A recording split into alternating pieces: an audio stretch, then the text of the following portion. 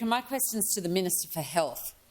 How is the Albanese Labor government's cheaper medicines policy continuing to improve the lives of Australians?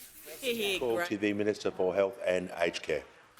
Well, thank you, Mr Speaker, and I thank the member for Newcastle for her question, because I know just how hard she campaigned last year on her promise to the people of Newcastle to strengthen Medicare and deliver cheaper medicines. And she knows that in just the first 2 months of this year, her constituents have saved $250,000 on 25,000 cheaper scripts, because on the January the 1st, the Albanese government delivered on our promise to implement the biggest cut to the price of medicines in the 75-year history of the pharmaceutical benefit scheme, saving Australians in just 2 months $36 million already, over 3.2 million cheaper scripts. And even before that, Mr Speaker, last July, we slashed the maximum amount that pensioners and concession card holders would pay for their medicines needs by 25%, ensuring that those people across a given year would pay no more than $5.05 per week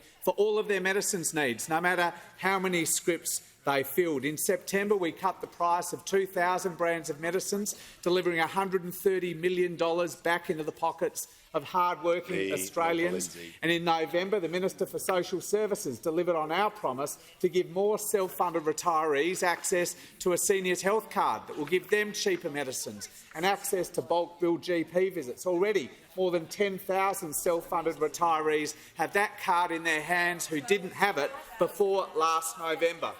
Mr Speaker, last Thursday I had the privilege of visiting pharmacy at Knox in the eastern suburbs of Melbourne, and I met with pharmacists there, Dat and Mel, who run this terrific 24-hour pharmacy. Incidentally, Mr Speaker, can I say they told me that their books were overflowing with their constituents coming in to get that additional dose of COVID vaccines, because across the parliament we know that community pharmacies are playing an increasingly central role in our vaccine program, including the new COVID booster dose. But on cheaper medicines, Mr Speaker, Mel told me as well that she had countless patients coming up to the counter shocked, genuinely shocked, that they're actually saving money on cheaper medicines. They asked her whether perhaps a mistake had been made. They asked, really, is that all that I have to pay?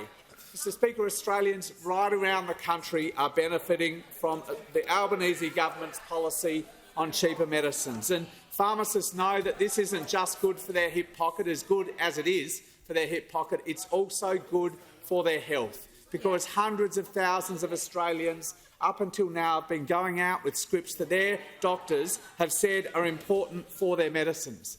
Medicines cheaper are not only good for cost of living, they're making Australians live healthier lives.